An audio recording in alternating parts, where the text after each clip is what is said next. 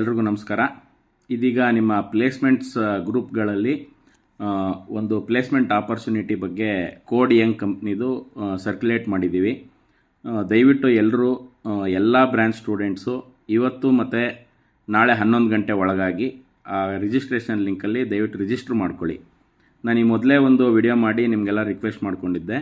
Job market ಬಗ್ಗೆ explain ಮಾಡಿದ್ದೆ ನಾನು ನಿಮ್ಗೆ. ಅದರಲ್ಲಿ around 83% of the total students will remain unplaced ಅಂತ ಒಂದು ನ್ಯಾಷನಲ್ ಲೆವೆಲ್ ಸರ್ವೆ ಮಾಡಿದರು ಅಂತ ಹೇಳಿದ್ದೆ. So to get landed in the remaining 17%, you have to be ready to attend all placement drives ಮತ್ತು ಅದರಲ್ಲಿ ಆ್ಯಕ್ಟಿವಾಗಿ ಪಾರ್ಟಿಸಿಪೇಟ್ ಮಾಡಬೇಕಂತ ಕೂಡ ರಿಕ್ವೆಸ್ಟ್ ಮಾಡ್ಕೊಂಡಿದ್ದೆ. ಸೊ ಇವಾಗ ಕೋಡ್ ಯಂಗಲ್ಲಿ ಒಟ್ಟು 500 ಜನಕ್ಕೆ ಕೆಲಸಗಾರರು ಬೇಕಾಗಿದ್ದಾರೆ ಅಂತ ಮಾಹಿತಿ ಬಂದಿದೆ. ಮತ್ತು ನಮ್ಮ ಕ್ಯಾಂಪಸ್ಸಲ್ಲಿ ಮುಂದಿನ ವಾರದಲ್ಲಿ ಡ್ರೈವ್ ಆಗುತ್ತೆ. ಹಾಗಾಗಿ ನೀವು irrespective of whichever branch you belong to, ದಯವಿಟ್ಟು ಇದಕ್ಕೆ ರಿಜಿಸ್ಟರ್ ಮಾಡ್ಕೊಳ್ಳಿ, ಪಾರ್ಟಿಸಿಪೇಟ್ ಮಾಡಿ. You will also get an experience how the interviews will B.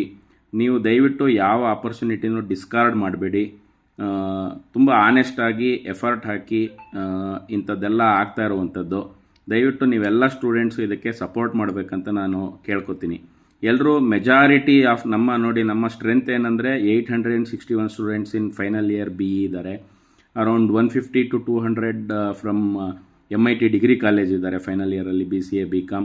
ನಮ್ಮ ಇನ್ನೊಂದು ಫಸ್ಟ್ ಗ್ರೇಡ್ ಕಾಲೇಜ್ನಲ್ಲೂ ಕೂಡ ಸುಮಾರು ಸ್ಟ್ರೆಂತ್ ಇದೆ ಫೈನಲ್ ಇಯರಲ್ಲಿ.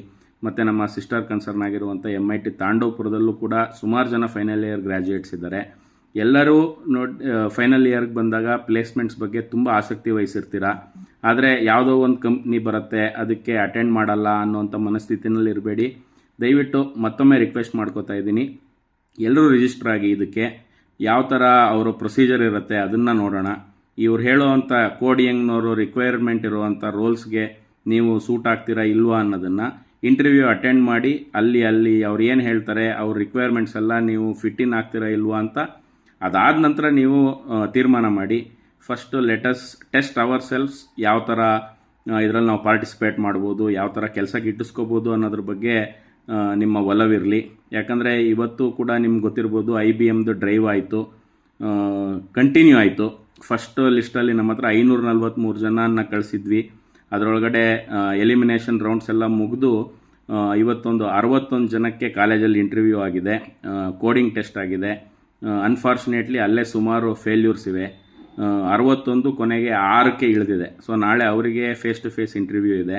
ಹೀಗೆ ಈ ಥರ 563 ಅಂದರೆ ಆಲ್ಮೋಸ್ಟ್ 600 ಹ್ಯಾಸ್ ಕಮ್ ಟು 6, ಅಂದರೆ ಆಲ್ಮೋಸ್ಟ್ 1%ಗೆ ಸಕ್ಸಸ್ ರೇಟ್ ಇಟ್ಕೊಂಡು it becomes very difficult. So ಇವತ್ತಿರುವಂಥ ಪರಿಸ್ಥಿತಿನಲ್ಲಿ I once again request, I don't say you won't get opportunities, ಆದರೆ ಖಂಡಿತವಾಗ್ಲೂ unless you try hard and attend all interviews that come your way, it keeps on becoming much more difficult. So it's a huge number, 500 requirement.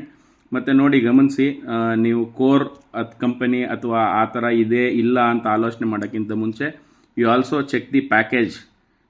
It varies from 4 lakh per annum to 8 lakh per annum. I think it should be good. At least ನಾವು ಇವಾಗ ಈ academic ಇಯರ್ದು we are into about 6 weeks or 8 weeks. So ಖಂಡಿತವಾಗ್ಲೂ ಇದರಿಂದ ಒಂದು ಅನುಕೂಲ ಆಗುತ್ತೆ ಅಂತ ನಾನು ಭಾವಿಸಿದ್ದೀನಿ.